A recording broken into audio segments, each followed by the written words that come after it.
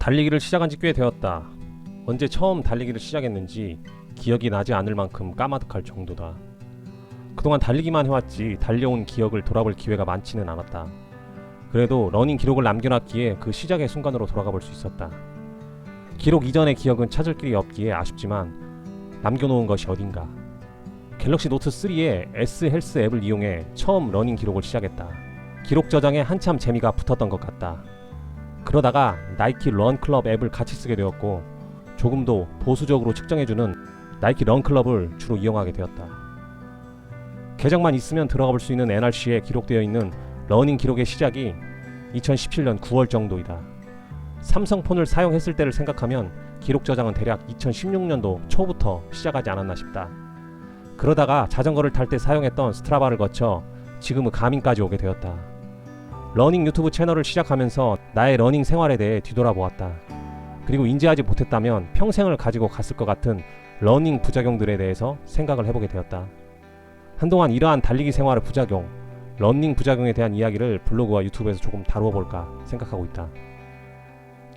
기록에 잡아먹힌 진짜 즐거움.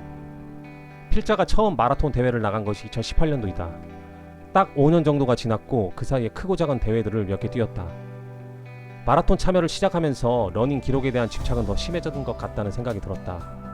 그리고 주변을 둘러보면, 아니 조금 더 광범위하게 나와 맞닿아 있지는 않지만 유튜브나 인스타 등 커뮤니티로 연결된 사람들의 러닝을 보다 보면 많은 사람들이 이 러닝 기록에 상당한 집착이 있다는 것을 알게 되었다. 물론 나도 그중 한 명일 수도 있겠지. 러닝 기록에 마음을 쓰는 것을 특별하게 생각하지 않는다면 그것들은 달리려는 의지, 달리기에 대한 열정 정도로 보일 수 있다. 하지만 부상이라는 것을 만나게 되었을 때 나의 마음속에 조금씩 자리를 넓혀가던 그 녀석의 존재를 알게 된다.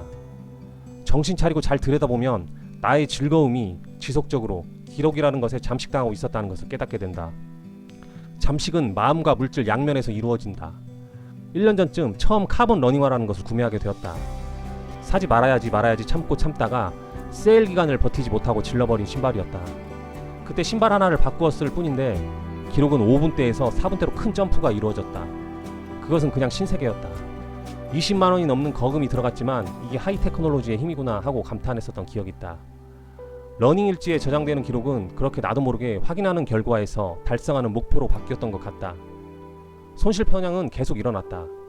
5분 언더로 기록을 끊지 않으면 그날의 운동은 하지 않은 것 같다는 느낌이 들었다. 과거에 그렇게 사랑하고 좋아했고 내 블로그에서 언급했었던 미즈노 러닝화나 아식스 러닝화에는 손이 가지 않았다. 몇 켤레의 러닝화가 있음에도 신발은 계속 구매하였다. 절제력이 높다고 생각하는 본인이었음에도 한동안 소비의 유혹 속에서 빠져 즐겁게 헤엄쳤었던 것 같다. 높은 미드솔에서 나오는 탄성과 카본 플레이트의 토스프링 서포트는 나를 기록의 세계로 안내하였고 그것은 부상으로 가는 시발점이 되었다. 이후부터 다양한 부상들을 만날 수 있었다. 피로를 생각해 뛰는 5km라는 고정거리는 변화가 없었지만 그간 경험하지 못했던 부상들이 찾아왔다. 발목, 무릎, 종아리, 그리고 정점을 찍어준 장경인대까지.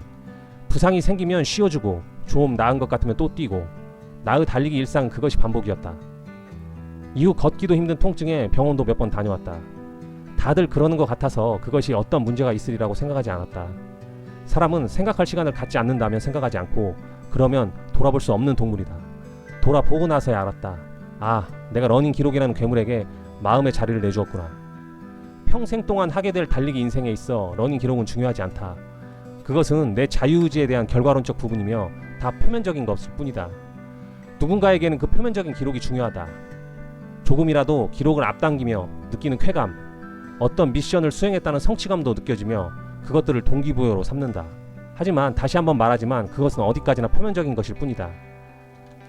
언젠가 그것을 수행할 수 없어질 그날이 오면 그것에 매달려 함께 침몰할 수도 있다. 부상도 그중 하나일 것이다. 상실의 슬픔은 획득의 기쁨보다 훨씬 더 강하다. 조금이라도 일찍에서야 표면적인 기쁨에서 벗어나 조금 더 내면적인 것을 알게 되었다는 것이 다행이라는 생각이다. 그래서 요새는 다양한 방법으로 달려보고 있다. 요즘은 그렇게 달리기를 즐기고 있다. 달리다가 아프면 멈추고 싫다는 생각이 들면 언제든지 방향을 돌린다. 달리기에 대한 집착을 내려놓으니 다른 것들이 보였고 요새는 달리는 것만큼 신체 강화에도 신경 쓰고 있다. 이후 나를 고통스럽게 하던 부상도 이제는 어디로 갔는지 꽁무니를 감췄다. 맨발로 걷고 뛰고 신발장에 처박아둔 신발을 꺼내 달린다. 예전에는 생각할 수 없던 것들이다. 그런 것들 하나하나에 재미가 생겼다. 내가 느끼는 그런 감정들을 최근에는 유튜브라는 채널을 통해 전달하려 하고 있다. 그렇다고 레이싱화를 신고 쌩쌩 달리던 과거의 즐거움을 버린 것은 아니다. 그것들은 여전히 내 수많은 달리기의 즐거움 중에 하나로 내려간 것이며 제자리를 찾아간 것이다. 주제도 모르게 나를 잠식키려 했던 그 녀석에게 나는 약간의 외면의 형벌을 주고 있지만 나는 그 날아가는 듯한 탄성이 주는 매력도 사랑하고 있다. 많은 것들을 경험하고 제대로 느끼자라는 삶의 모토와 달리기는 연결되어 있다. 죽을 때까지 달리고 그것을 사랑하기 위해서는 조금 더 나에게 집중해야 된다. 기록은 수많은 즐거움 중 하나일 뿐이다. 이거 하나만큼 명확하게 얘기할 수 있다. 목표는 나 자신의 즐거움이 되어야지 기록이 목표가 되어서는 안 된다.